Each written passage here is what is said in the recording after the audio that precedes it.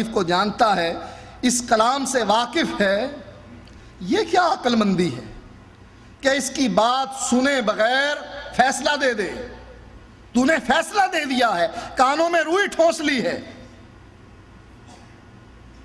اس ڈر سے کہ کہیں اس کی بات سن کر آباء و اجداد کا دین چھوڑ نہ دے۔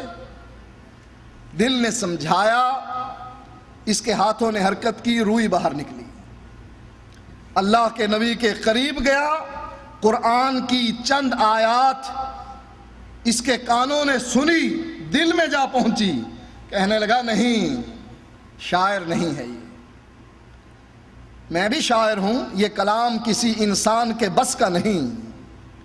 اللہ کے نبی نے عبادت ختم کی اور طفیل پیچھے پیچھے۔ کیا کہتے ہیں؟ آپ کے بارے میں مجھے بہت کچھ بتلایا گیا، لیکن جو میں نے سنا وہ بات نہیں تھی جو مجھ کو بتلائی گئی، مجھے کلمہ پڑھائیے، مجھ کو مسلمان کر لیجیے۔ کس گروہ میں شامل ہونا چاہتے ہیں آپ؟ اس گروہ میں جس کو اس بات کا جب یقین پیدا ہو جاتا ہے، جب تک یقین پیدا نہیں ہوا تھا اس وقت تک کانوں میں روئی تھی، اور جب یہ یقین پیدا ہو گیا کہ سنوں تو صحیح کہہ کیا رہا ہے، جب باتوں کی سمجھ آئی اور کانوں سے ٹکرائی اور دل میں اتری، زبان پر آ گیا اشہد ان لا الہ الا اللہ۔ ہماری دعوت اور ان کی دعوت میں یہی فرق ہے۔ ہماری دعوت کیا ہے؟ اللہ کے قرآن کی، محمد الرسول اللہ کے فرمان کی، اللہ کی توحید کی اور محمد الرسول اللہ کی رسالت کی۔ کوئی مسلمان ہے تو ہاتھ کھڑا کر کے کہے کہ مجھے شک ہے اللہ کے قرآن پر۔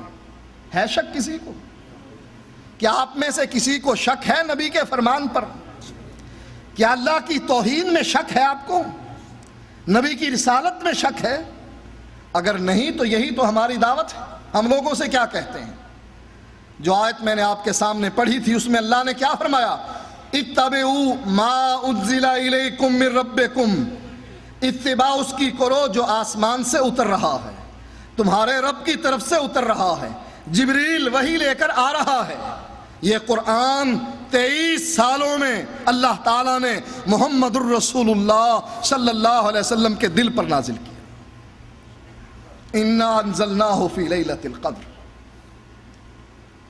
آسمان دنیا پر لیلۃ القدر میں اس قرآن کو اتار دیا گیا، پھر 23 سال میں آہستہ آہستہ تھوڑا تھوڑا کر کے اللہ کے نبی کے دل پر اترا۔ اور اس حدیث کے بارے میں یہ آپ نے سن ہی لیا، قرآن کی یہ آیت وَمَا يَنْتِقُ عَنِ الْهَوَىٰ إِنْ هُوَ إِلَّا وَحْيٌ يُوحَىٰ، میرا نبی جب بھی بولتا ہے، شریعت کی بات کرتا ہے، آسمان سے جبریل اترتا ہے، وحی لے کر آتا ہے، وحی کے ذریعے نبی کو اطلاع دی جاتی ہے، تب نبی خبر کرتا ہے۔ یہ ہمارا مسلک ہے، یہ ہماری دعوت ہے۔ لیکن اس کے مقابلے میں ہمارے بر صغیر میں 2 گروہ ہیں، بڑے گروہ، تیسرے کی میں بات نہیں کرتا، اس لیے کہ تیسرے گروہ میں سے یہاں کوئی بھی نہیں۔ 2 گروہ ہیں جو زیادہ پائے جاتے ہیں، یا علماء دیوبند کا ہے یا علماء بریلی کا ہے۔ اچھا اب علماء دیوبند کی اور علماء بریلی کی کیا دعوت ہے؟ کیا قرآن کی دعوت ہے؟ کیا نبی کی حدیث کی دعوت ہے؟ اگر قرآن و حدیث کی دعوت ہے تو ہم میں اور ان میں فرق کیا؟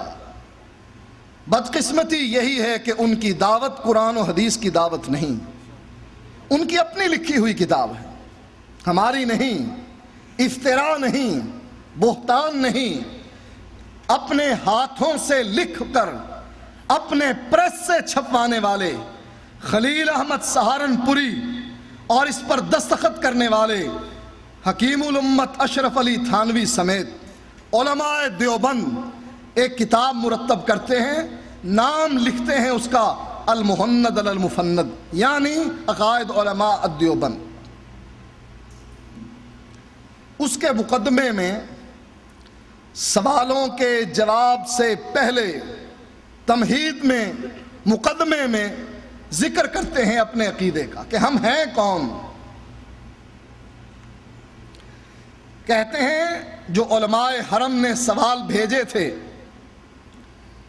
علماء دیوبند دارالعلوم دیوبند کی طرف ان سوالوں کے جواب سے پہلے اپنے عقیدے کا اظہار کرتے ہیں کہ ہم ہیں کون، جیسے ہم نے اظہار کیا کہ ہم ہیں کون، اللہ اور اس کے رسول کی ماننے والے۔ وہ کہتے ہیں سب سے پہلے ہمارے بارے میں جاننا چاہیے کہ ہم ہیں کون۔ کہتے ہیں ہم عقیدے میں ابو الحسن اشعری یا ابو منصور ماتریدی کی تقلید کرنے والے،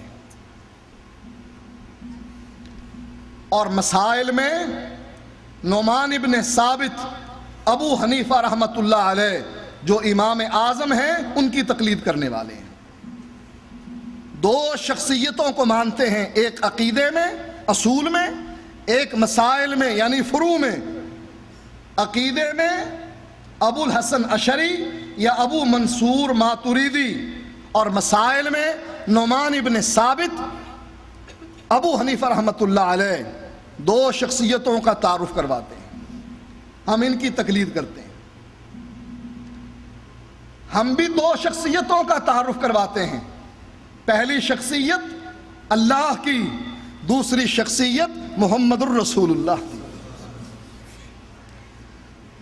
ہم عقیدہ بھی انہی دو شخصیتوں سے لیتے ہیں اور مسائل بھی انہی دو شخصیتوں کے مانتے ہیں، اور وہ تعارف کرواتے ہوئے کیا کہتے ہیں؟ عقیدہ لیتے ہیں ابو الحسن اشعری کا یا ابو منصور ماتریدی کا، اور مسائل لیتے ہیں امام ابو حنیفہ نعمان ابن ثابت کے۔ اب بتلائیے کہاں ہے قرآن، کہاں ہے حدیث؟ انہوں نے اپنا آپ خود پیش کر دیا آپ کے سامنے کہ ہم تو یہ ہیں، اگر ہمیں ماننا ہے تو آپ کی مرضی ہے۔ ہمارے ایک ہاتھ میں ابو الحسن اشعری یا ابو منصور ماتریدی ہے اور دوسرے ہاتھ میں نعمان ابن ثابت ہے۔ آپ نے سنا ہی ہوگا ان لوگوں کا عقیدہ ہے چاروں برحق، چار مذاہب ہیں، چاروں برحق۔ کون سے؟ حنفی، شافعی، مالکی، حنبلی۔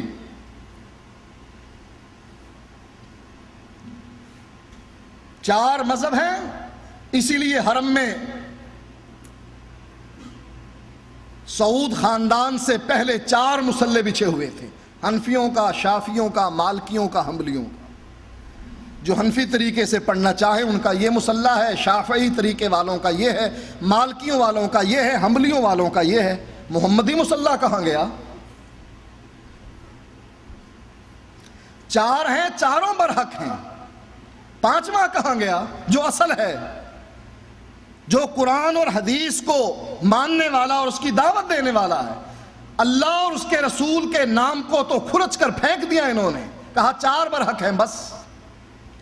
اچھا چلیے مانتے ہیں آپ کی 4 برحق ہیں۔ امام ابو حنیفہ برحق ہیں؟ ہاں، وہ تو امام اعظم ہیں، ان سے بڑا تو کوئی امام بھی نہیں۔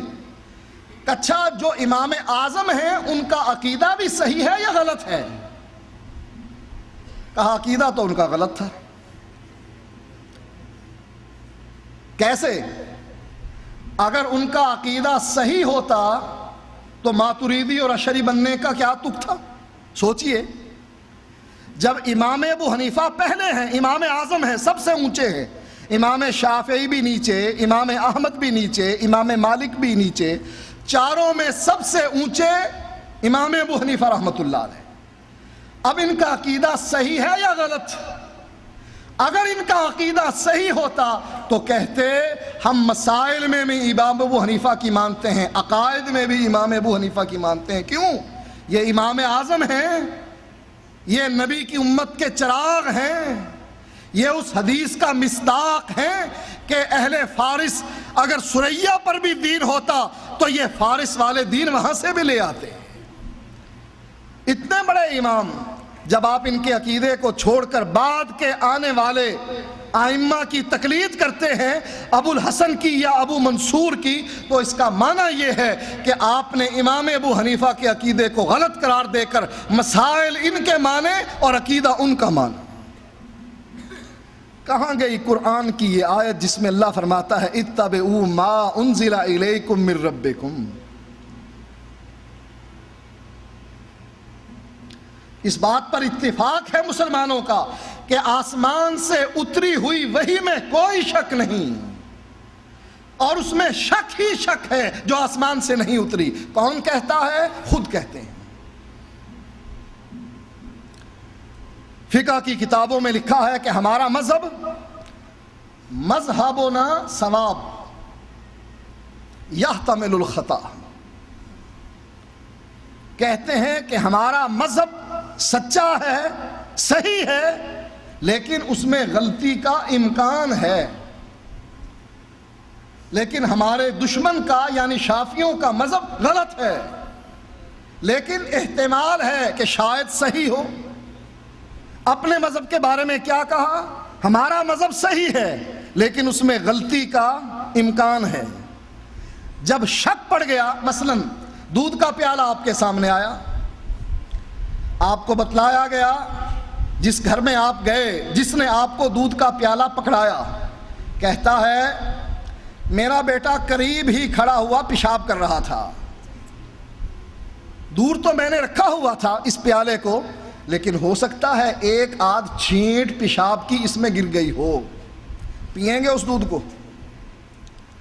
کہ جس دودھ کے اندر احتمال ہے کہ پیشاب کی ایک چھینٹ گر گئی، آپ کہیں گے چاہے جتنا مرضی لذیذ ہے اس دودھ کو ایک طرف رکھ دیجئے، مجھے سادہ پانی پلا دیجئے، وہ پانی پینا گوارا ہے لیکن آپ کا دودھ پینا گوارا نہیں۔ کیوں؟ شک ہے مجھے کہ اس میں ایک چھینٹ گر گئی ہو۔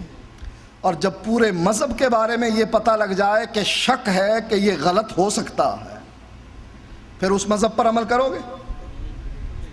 ہم سے پوچھو ہمارے مذہب کے بارے میں، ہم کہتے ہیں اللہ کے فضل سے 100% نہیں 200% ہمارا مذہب صحیح ہے، غلطی کا کوئی امکان نہیں، اس لیے کہ یہ اللہ نے بھیجا ہے، جبریل لے کر آیا ہے، محمد الرسول اللہ پر نازل ہوا ہے، اور آپ کے صحابہ نے اس کو لکھ دیا ہے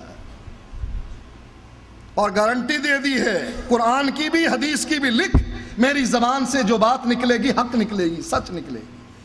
لہٰذا ہمارے مسلک اور مذہب کے مقابلے میں، کتاب و سنت کے مقابلے میں جو اصل دین ہے، نہ دیوبندیت آ سکتی ہے نہ بریلویت آ سکتی ہے۔ دیوبندیت نام ہے علماء دیوبند کے عقائد کا۔